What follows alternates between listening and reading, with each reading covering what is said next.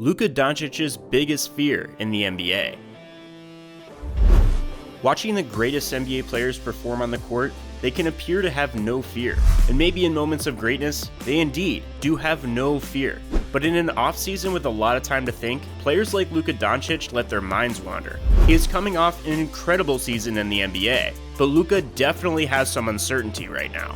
Uncertainty can lead to fear, and fear can grow quite large. And what is Luka Doncic's biggest fear in the NBA? The league is getting too good right now. The 2019-2020 NBA season was a strange season that fans will remember forever, for many reasons. Aside from it being the first season in a bubble and playoff games with no fans, there were also some other big developments. One of the biggest details from the season was the Luka Doncic party. Luka was a star in the EuroLeague. He came to the NBA and was a rookie in the 2018-2019 season. And though he shone brightly and approached stardom in his rookie season, it was nothing compared to what would happen the next season. His average points per game increased by about 7, rebounds by about 2, and assists by about 3. Looking at it just from a statistics perspective, yeah, that's great. But the way in which Luka improved is most impressive when just watching him play. He became more dominant, everywhere. In the paint, behind the three-point line. You name a spot on the court, he's better in that spot. Now, looking at all this, most would think, what does Luka have to worry about? He's better. Yes. And now other teams and players are really taking notice. They're going to strategize against him, and the rest of the league is getting really good, everywhere around the league. The Los Angeles Clippers. Luka and his Mavericks took the Clippers to 6 games in the first round of the playoffs. With Kristaps Porzingis on and off the court, dealing with ejections and injuries, this was an impressive feat. The Mavericks held their own, and even had an amazing overtime win, courtesy of a Luka step-back 3. The Clippers ultimately won the series, and put the Mavericks in their rearview mirror. The Clippers already got a decent dose of you should have never let the Mavericks make the series that close, but they moved on to face Denver. And the Denver Nuggets made the most surprising turnaround in recent playoff history, coming back from down 3-1 against the Clippers and sending them home. Now you better believe the Clippers are getting an earful of, you should have never lost to the Nuggets. This does not bode well for Dallas, or the rest of the NBA frankly. The Clippers were looking like favorites to win it all, and didn't even make it to the Western Conference Finals. And to lose in such a soul-crushing fashion, those players will not take that one laying down. To have a whole season off to think about that loss, you better believe the Clippers are coming back strong. A Kawhi Leonard, Paul George-led squad that will probably still be coming back with the electric Montrezl Harrell and crafty bucket master Lou Williams, along with the rest of their incredible supporting cast, is going to be dangerous next year. What's the expression? A hit dog holler? Well, a beatdown dog is going to bite next year. The West is going to be even harder to navigate for Luka and the Mavericks next year. The Denver Nuggets. And if an enraged Clippers team wasn't enough of a new challenge to face, don't forget about the team that enraged them. The Denver Nuggets, led by the tandem of Jamal Murray and Nikola Jokic. The Mavericks were supposed to be the surprise young team in the NBA. Then the Nuggets went and stole their thunder.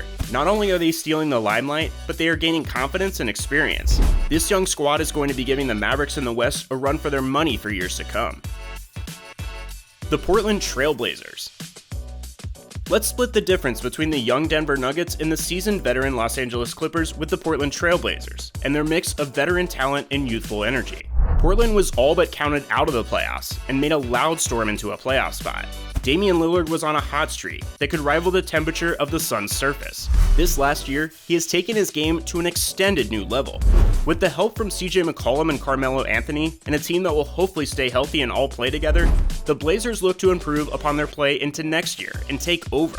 Lillard was looking like a human cheat code on the court, as he just took games over and rained jumpers down from anywhere on the court. This team is going to be another one to make trouble for Luka, and when they're at full strength, they're going to be an opponent that's tough to get past. The New Orleans Pelicans. So far, we've only touched on teams that were already playoff contenders. And though playoff contenders will give Luka and his Mavs a good run for their money, don't forget about the teams on the outside looking in. The Mavericks were the 7th seed in the 2020 bubble playoffs, which means they just barely made it in. And what about the teams like the Pelicans that just missed the playoffs but look to get in next year? The Pelicans only had rookie sensation Zion Williamson for 24 games, and they weren't even all games in which he contributed an amount of minutes expected from a star. He dealt with injuries and conditioning issues, but looks to come back next year healthy. The Pelicans were dangerous with the high-flying statue of a young man named Zion. If they had him for a full season next year, look out, Western Conference. One of those teams in the playoff race may have to give up their spot. And watch out, Luka. They may be coming for you. The Memphis Grizzlies. Another ridiculous rookie who was a high-flying playmaker is Ja Morant of the Memphis Grizzlies. You may remember, they just missed making the playoffs in 2020. Portland edged them out just before the playoffs started, and the play-in game the NBA set up for the 8th seed, as that Grizzlies team just narrowly bested a very hot Phoenix Suns team for the right to play in that game. With more experience under their belt next year, the Grizzlies are looking to surprise everyone for a second straight year. The last surprise was the fact that they played well and were competing for a playoff spot up until the very end of the season. The next surprise, if you ask Memphis residents of Grizzly hopefuls, is that you will see Morant and his crew in the playoffs next year. With teams like the Pelicans and the Grizzlies trying to squeeze into the playoffs, some teams are going to get squeezed out. Unmentioned teams like the Lakers and the Rockets don't seem to be going anywhere anytime soon. The Golden State Warriors. Just when it starts to seem like it can't get any worse for Luka and his hopes to return to the playoffs and continue on with his greatness, we redirect our gaze toward the Golden Gate Bridge. And there wait the Warriors. Hope you hadn't forgot about them. The taste left in their collective mouths of the Warriors is not a good one, as this was basically a wasted year for them. The stars waiting with injuries, anxious for a new season to start and be able to return on the court. Stephen Curry and Klay Thompson are going to be back to full health and ready to start the Splash Brothers 2.0 campaign. Draymond Green was getting cushy on the set of Inside the NBA with Shaq, Chuck, Kenny, and Ernie, but when the splashing starts happening in San Francisco, Draymond will trade in his designer suit for a warm-up suit, and the Warriors will be every bit of the threat that they were in their most lethal days. Where does this leave Luka? It's a good question. The West is getting crowded, and there's only so much room in the playoffs. The Bouncers only letting in 8 teams. Which 8 teams are going to be getting in?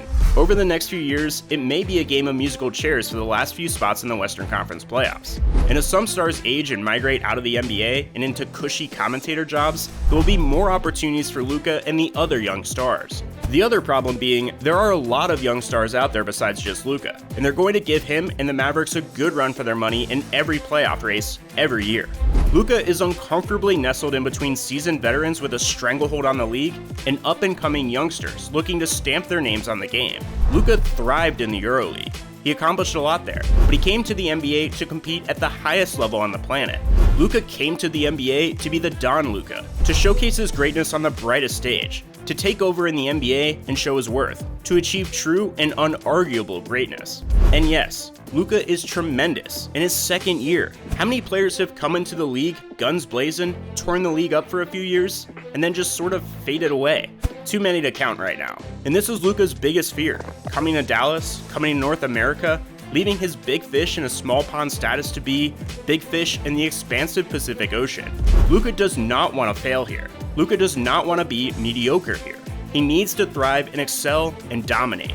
In order to keep on the train of greatness, Luka needs to keep going at the pace he's going. He needs to keep scoring like the machine he has shown he can be, but he is also going to need to battle a large crowd of gifted talent. He's going to have to go up against an angry Kawhi in PG-13, who will be so angry they'll change his nickname to Rated R. Luka will have to battle the surprising Nuggets, the lethal Blazers, the small and quick Rockets, the big and burly Lakers. He needs to watch his back for the Pelicans and the Grizzlies sneaking up behind him. And splash, don't forget about the Warriors. And this is the worst part of it all. Luka can continue to be phenomenal, but if that doesn't translate into enough wins to carry his club into the playoffs, and if he misses the playoffs multiple years, Dallas natives may start to question the Luka experiment. Luka may start to question his decision to declare for the NBA, and it won't be so easy for Luka to continue his excellence. There was a lot of recent movement in the NBA, and the power was quite evenly distributed throughout the league. But this year was a year of new teammates, new environments, new coaches. Next year, these ball clubs will all have more chemistry. The teams that were good will be approaching scary good. The teams that were already scary good, forget about it. And too many scary opponents in the West, that is what Luka fears. His path to multiple more playoff appearances and shot at the finals, it is a difficult path for anybody to travel. He will have his work cut out for him. Final thoughts. And thanks for watching another UpNext Sports video. Make sure you like this video and subscribe to the channel. Think there's other obstacles that Luka is more afraid of? Let us know in the comments section, and make sure to join us for the next video.